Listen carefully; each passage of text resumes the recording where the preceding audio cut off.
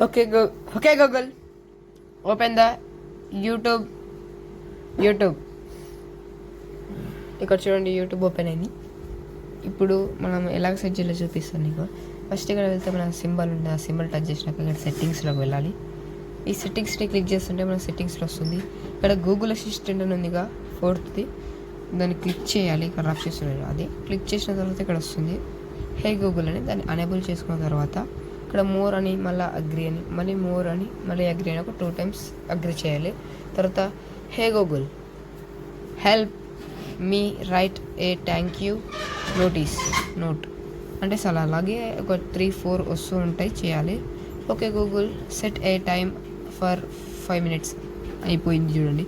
ఇలా సెట్ చేసుకున్న తర్వాత నెక్స్ట్ వచ్చేదిగా ఇంకా మొత్తానికి అయిపోతుంది మన వర్క్. మనకు సెట్ అయిపోయి ఉంటుంది.